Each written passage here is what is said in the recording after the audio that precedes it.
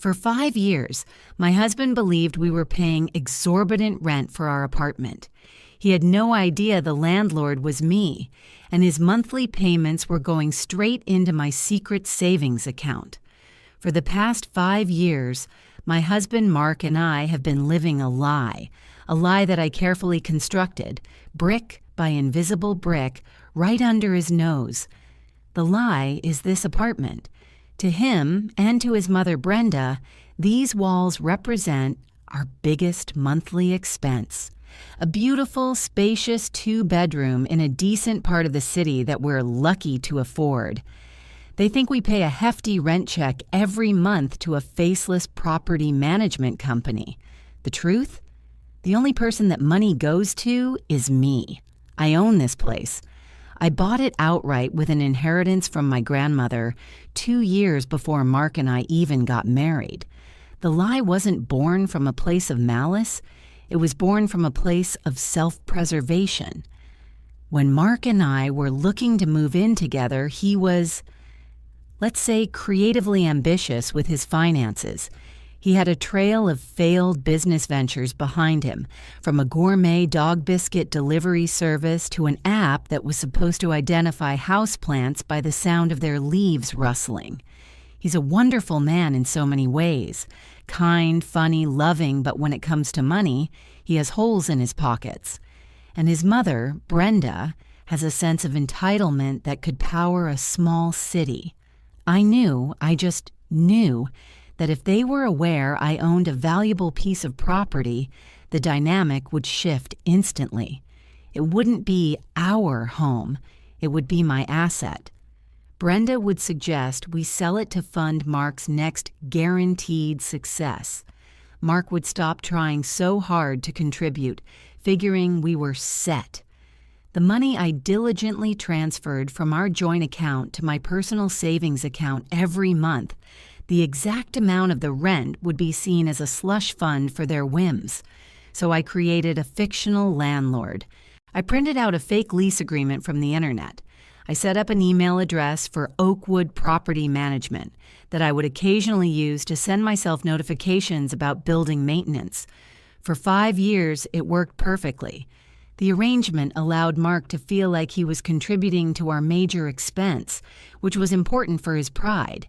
He'd proudly hand over his half of the rent, feeling like a provider. Brenda would visit and complain, of course. That was her nature. "This rent is just criminal," she'd say, running a finger over my kitchen countertop. "For this price, you'd think the landlord would at least regrout this tile. You should complain, Sarah." I'd just nod and smile, saying, "I'll send them an email, Brenda." The cracks started to show about a month ago. Brenda's complaints grew louder and more frequent. She started talking about dead money and how we were just throwing our future away by renting. "You two should be building equity," she'd lecture, looking pointedly at Mark, who would just nod along like a bobblehead. I tried to steer the conversation away, talking about how the rental market was crazy and we were lucky to have a stable place. But I could see a seed had been planted in Mark's mind. Last night, it sprouted. I came home from work to find both of them sitting at my dining room table, which they had covered in printed-out real estate listings. There was an almost manic glint in their eyes. Mark jumped up and hugged me, his voice buzzing with excitement. "Honey, we have the most incredible news. Mom and I have been crunching the numbers all day and we figured it out." My stomach dropped. I looked at Brenda, who was beaming, a rare and terrifying sight. She held up a binder with "Our Dream Home" written on the front in bubbly letters. "We found a way for you two to finally get on the property ladder," she announced, as if she were bestowing a knighthood upon me. I forced a confused smile. "What are you talking about, Mark? We can't afford a down payment on a house." Mark grabbed my hands, his excitement palpable. "That's the brilliant part. We won't have to. Not for a while, anyway. We're going to move out of this money pit. We'll move in with Mom for a year, maybe 18 months. Think of all the money we'll save without this insane rent. It's the perfect down payment just sitting there. So what do you think, honey? Isn't it the perfect plan?" I stared at them, my brain feeling like a dial-up modem trying to connect to the internet. The silence stretched, thick and heavy with their expectant smiles. Mark's hands were still holding mine, his grip warm and earnest. He thought he was offering me a future. All I could see was a cage, and his mother was holding the key. "Move in." "With your mom," I managed to squeak out, my voice sounding foreign to my own ears. "It'll be fun," Brenda chirped, her tone so sugary it could give you a cavity. "Just for a little while. Think of it as a family adventure. I've got the spare room all ready to go, and we can finally try all those recipes you've pinned, Sarah." The image of me and Brenda, trapped in her beige-on-beige kitchen for 18 months, sent a wave of nausea through me. This apartment, my apartment, was my sanctuary. It was the only place I felt truly at ease, the one space on earth that was wholly and completely mine.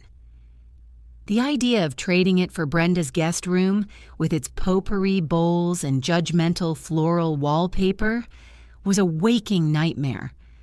I pulled my hands gently from Mark's. I needed to think, to find an escape hatch from this conversation. Guys, it's a lovely idea, really, but it's not that simple. I latched onto the most practical excuse I could find. We have a lease, a legally binding contract. We can't just walk away from it. There would be huge penalties. I looked at Mark, hoping to see a glimmer of reason in his eyes. We'd probably lose our security deposit and have to pay for months of rent anyway. It would defeat the whole purpose. Brenda waved a dismissive hand, as if I just brought up a minor inconvenience like a dripping faucet. "Oh, pish posh. Landlords are desperate. You just tell them your circumstances have changed. They'll find a new tenant in a week in this market. Mark can be very persuasive." She gave him a proud look, and he puffed out his chest slightly. "She's right, honey," Mark said, his enthusiasm completely undented. "It's just a matter of talking to them, a little negotiation. We can't let a little piece of paper stand in the way of our future home. Our own backyard, Sarah. Imagine it." He was so caught up in the fantasy, he couldn't see the panic in my eyes. He thought my hesitation was just normal anxiety about change. He had no idea I was fighting for my life, for the truth I had so carefully buried. I felt the walls closing in. My carefully constructed lie, my shield, was suddenly becoming the weapon used against me. The fake rent was the very thing they wanted to save. The fake lease was the obstacle they were determined to overcome. I had to shut this down now. "No," I said a little more firmly. I'll have to check the fine print of the lease. The property management company is notoriously difficult. I handle all the communication with them, and they're sticklers for the rules." "Then let me talk to them," Mark said, reaching for his phone. "I'm good with people. What's their number or the email? I'll draft something right now. We need to get the ball rolling." My heart hammered against my ribs. He was going to email me. He was going to email Oakwood Property Management, and the message would pop up on my own phone in my secret email account. The whole charade would be over. "No, don't," I said too quickly. Both of them looked at me, their smiles finally faltering. I tried to recover. "I just mean, let me handle it. I have a relationship with them. It's better if it comes from me." Mark looked a little hurt. "Sarah, we're a team. Let me help. This is for us." Before I could formulate another lie, Brenda let out a little laugh. It was a sharp, unpleasant sound. She'd been quietly observing me, her eyes narrowed with a look I couldn't quite place. It was a look of suspicion, of triumph. "Actually, Mark," she said, tapping a perfectly manicured finger on the table, "I don't think you'll need to email anyone. I did a little digging myself this afternoon, while we were waiting for Sarah to come home." She paused, savoring the moment, her gaze locked on mine.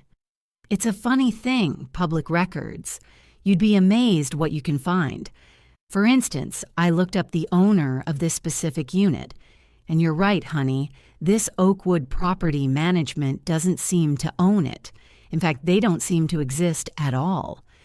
But the city records were quite clear about who the registered owner is." A cold dread, sharp and icy, snaked its way up my spine. My carefully constructed world crumbled into dust in the span of a single sentence. I looked from Brenda's smug, triumphant face to Mark's, which was a canvas of pure confusion. He looked at his mother, then back at me, his brow furrowed. "Mom, what are you talking about? What city records?"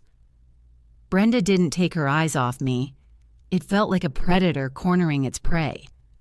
"I just thought it was strange," she continued, her voice dripping with faux innocence, "that we've lived here for 5 years and never once met this landlord.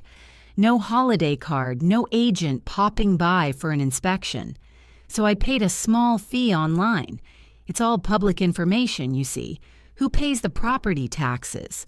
She leaned forward, placing her elbows on the table, her smile widening into a victorious smirk. "And guess what name popped up? Sarah. Sarah Jensen. Has a nice ring to it, doesn't it, dear?" The air left my lungs. The silence in the room was deafening, broken only by the frantic thumping of my own heart. Mark just stared at me, his mouth slightly agape. The excitement had vanished from his eyes, replaced by a dawning horror and disbelief. "Sarah?" he whispered, his voice cracking. Is that true? You own this apartment?" I couldn't speak. I could only nod, a single jerky movement. It felt like admitting to a terrible crime. All the reasons, all the justifications that had seemed so logical and necessary for 5 years evaporated under his wounded gaze. "So, the rent," he started, his voice barely audible. "The money I gave you every month, my half." "I put it in a savings account," I said quickly, finding my voice. "It's all there, every penny. It was for us. For our future. You lied to me," he said, the words hanging in the air like a death sentence. He stood up, knocking his chair back slightly. He wasn't yelling. He was worse than yelling. He was quiet, devastated. "For 5 years, you let me hand you money for a place you already owned. You let me stress about rent increases that you invented. You made me feel like an equal partner while you were secretly the landlord." He turned to his mother. "And you knew. You sat here and played along." Brenda just shrugged. "I had my suspicions. Sarah's always been a little, secretive." That was it. The casual dismissal, the complete lack of remorse. It was like a switch flipped inside me. My fear turned to a cold, hard anger. I stood up, my hands flat on the table. Secretive. I was protecting myself, Brenda. I was protecting us from you. I turned to Mark, my voice shaking with a fury I hadn't realized I possessed. "Do you honestly think if you'd known, this money would still be sitting in a savings account? Or would it have been invested in canine confections? Or maybe the leaf-rustling app? Or whatever next big idea Brenda convinced you was a sure thing?" Mark flinched as if I'd slapped him. "I did it because I love you," I continued, my voice softening slightly, pleading with him to understand. "But I also know you, and I know your mother. I knew this apartment would become a piggy bank to be smashed open at her whim. I wanted us to have a home, a real home that was safe. This lie, it was the only way I knew how to build a foundation that she couldn't crack. Brenda scoffed. Oh, please, don't blame me for your deceit. You're a liar, Sarah. Maybe I am, I said, looking her dead in the eye. But you know what else I am? The owner of this apartment. And your little family adventure of moving in with you, it's canceled. Permanently. I turned back to Mark, my heart aching at the betrayal etched on his face. Mark, you and I have a lot to talk about, but it's not going to happen with her here. I pointed towards the door. Brenda, it's time for you to leave my home. For the first time, Brenda was speechless. She looked at Mark for support, but he just stood there, staring at the floor, his shoulders slumped. After a tense moment, she grabbed her purse and stormed out, slamming the door behind her. The silence that followed was heavy with 5 years of unspoken truths. I stood there, trembling, waiting for Mark to explode, to leave, to do something. Instead, he slowly sank back into his chair and buried his face in his hands. I walked over and knelt in front of him, my anger gone, replaced by a deep, hollow ache. I'm so sorry, Mark, I whispered. I should have trusted you. I was just so scared. He looked up, his eyes red. You think I'm that weak? That I would have let her just take it from us? I don't think you're weak, I said, my own tears starting to fall. I think you're an optimist. You see the best in people, especially her, and I see the reality. I built a wall because I didn't know how else to protect our future. It was the wrong way to do it. And I've broken your trust, and I don't know if I can ever fix it. We talked for hours that night, for the first time, with total, brutal honesty. He was hurt deeply. He felt foolish and deceived. But as I explained my fears, showing him the untouched savings account with all his rent money in it, labeled Our Future, he started to understand. He admitted that his mother's influence had led to financial disasters before. He admitted that my fears weren't entirely unfounded. It wasn't a magic fix. The trust between us was fractured, and it would take a long time to heal. But at the end of the night, we weren't talking about moving out. We were talking about what to do with the savings. Maybe a real investment, something smart, maybe a trip, just the two of us. We were a team again, but a different one, a more honest one. The lie was over, and for the first time, standing in the living room of the apartment I owned, it finally, truly, felt like our home.